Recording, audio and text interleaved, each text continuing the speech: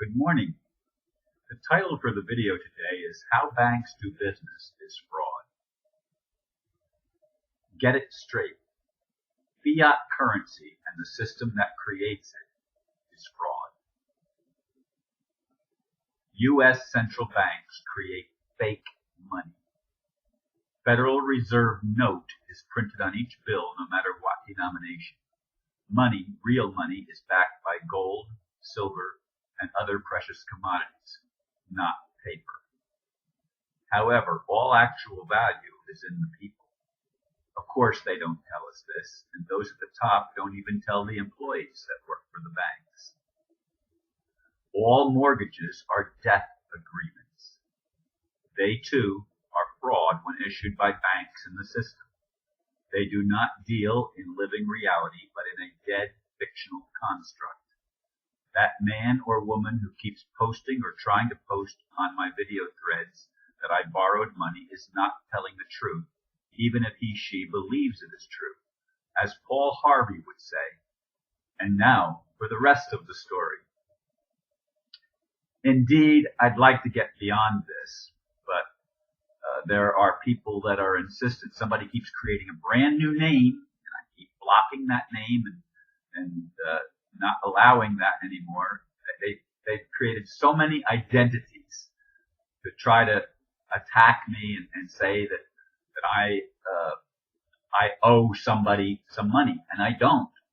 And I'm going to try to explain that today, and hopefully it will be simple enough so that if you have at all of an open mind, you'll understand and you'll get it. If you have a closed mind and you think that the current system is honest and true, you'll never get it, because the current system is not. It's a deception.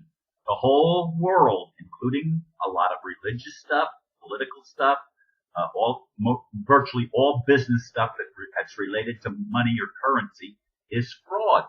We need to wake up to this, folks, and we need to change it. Let's get it straight. If I were to loan you money, okay, and say something happened to you that you were unable, say you died, or you became incapacitated, and you were unable to pay me back, would I have any recourse to collect that money from you? No, I wouldn't. And rightfully so. It's based on law, and agreements have to be based on common sense, not hard, cold, abstract ideas that are unchangeable based on any circumstance. Circumstances change reality. Not the ultimate reality, of course, but in this fictional world, circumstances change reality. Now again, dead people or people that are incapacitated cannot pay any alleged debt. Now, all loans by banks are insured. Federal Deposit Insurance Corporation. You've heard the letters, FDIC.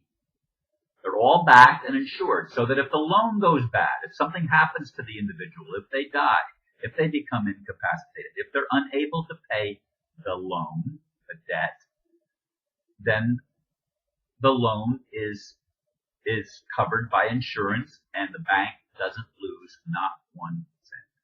Not a cent. The bank gets paid back, and the banks never risk anything. Not anything at all is risked when the bank makes a loan. And again, I put in parentheses loan because they don't really loan money. The money never exists until it's borrowed. It's borrowed into existence. It didn't exist before, and the interest is never even created. So the interest mounts up, and it ensures that there's going to be people that are going to default on the loans because they can't pay them, because the interest was never created. Now, I know people, or I've heard of people, communicated with people who have had their home stolen that never had a mortgage or had their mortgage paid off, and still the banks come in and claim it. The banks are committing tremendous fraud in the United States and around the world, and they have been doing it for a long time. But the writing is on the wall that their scam is, people are waking up to the scam. Anyway, collateral for a loan is determined at its origin, not at a later time. You can't, lawfully, you cannot take out a loan and say, I'm putting this up as collateral. Now, my collateral on when I borrowed money, my collateral was the trust. Well, the trust was never fulfilled, not because I didn't fulfill it, but because legal things that went on for 10.5+ years prevented me from doing so. I would have gladly, and I would have gladly accepted the offer for $870,000 or $850,000 that people made to me, but when I revealed that there was a lis pendens or a lawsuit, they withdrew the offer. I would have too. That I had no ability, through no fault of mine, to pay back the loan, to pay back the supposed loan.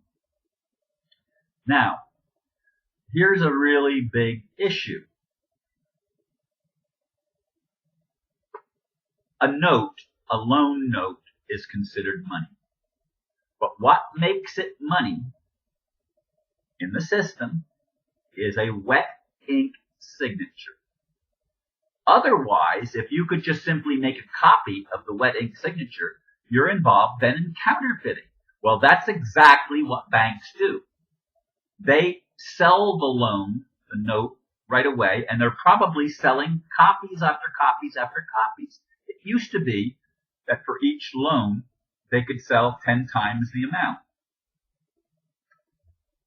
They did away with that in the 90s and stopped that limitation of only having to have 1/10 of the money. They, 20 times, whatever it was, they accelerated, and they gave people so-called collateral, and they escalated the monetary system tremendously. That's why prices don't go up. The value of money goes down. The more they create, the more the value of the money goes down. A price, an ounce of gold would buy the same amount of goods today as it did 100 years ago or longer. It would buy the same quantity of things because the value of the gold hasn't changed. The value of the monetary system changes, making it appear that the gold is worth more. No, the gold is still worth the same. The money is simply worth less. We have to understand these basic principles of how the system that we live in works. And that system has to be changed. It has to be, there have to be remedies put in place, and there are remedies. But the courts don't do it, because here's what the courts do. Courts are privately owned corporations. They are not courts, really. They are privately owned, and guess who owns them?